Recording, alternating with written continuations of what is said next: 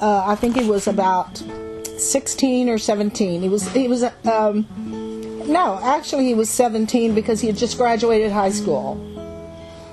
Or he was about to graduate. And, okay, I just thought of, that just reminded me of another story. So he came home, and he said, and his dad and I had gotten a divorce, or we had separated at that time, and I had an apartment, and he said, Mom, this friend of mine wants me to sing for him. David, that was Mike Kelsey. You know him. So he said, they want to start a band, and they want me to sing. He said, I wrote a song, do you want to hear it? I said, yeah. And he sang this song that he had just written himself. And he sang it with no music. He didn't know how to play a guitar. And he sang with no music. And I thought, oh my God, he can really sing. You know, I'd always heard him sing along with music, but most people can sing along with music. So I was just really surprised, but that was the first time I knew he could sing. But then I started him with guitar lessons with Larry Gould. Do you know him, David? Larry Gould? I think so, yeah.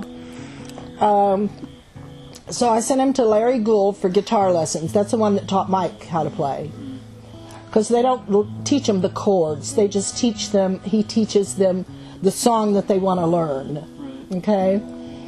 So anyway, then I went out and bought him a guitar. And then he kept improving, and I bought him another guitar. Ended up buying him, each year we moved up a little bit. So anyway, and I lived at 1212 Central Street, and Styff Kytten was born. And by that time, he had written Change.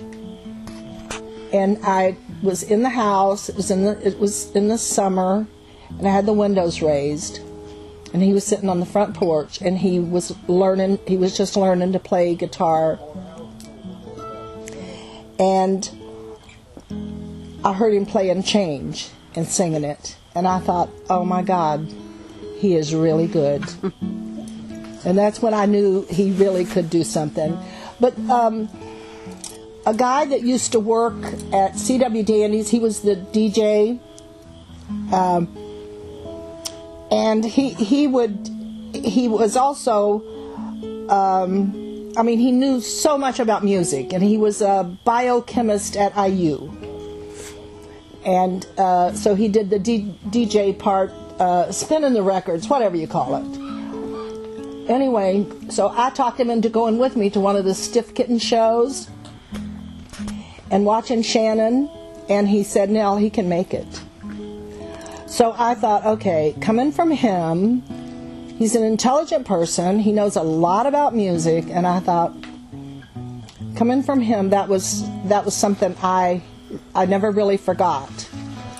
So when Shannon was ready to go to California, we pulled our money, and he said, Mom, he hocked all of his gold to me, because I'd always bought him gold bracelets and gold necklaces and all that. So he hocked all of his money to me, or all of his jewelry to me, and which was about $600. And then he had gotten he had gotten a check, his end of the year check, whatever that was. And he took off, and he had told the rest of the group, the Styff Kytten group, that if they were going to go to California and try and make it, and I think that they all could have, he said, start saving your money, because this is when I'm going. When I get my tax check, I am going to California. And he left by himself. But he and Mike Kelsey had an agreement that the first one that got signed would help the other one to get signed. And Mike was on the road with him when he died. He was with him.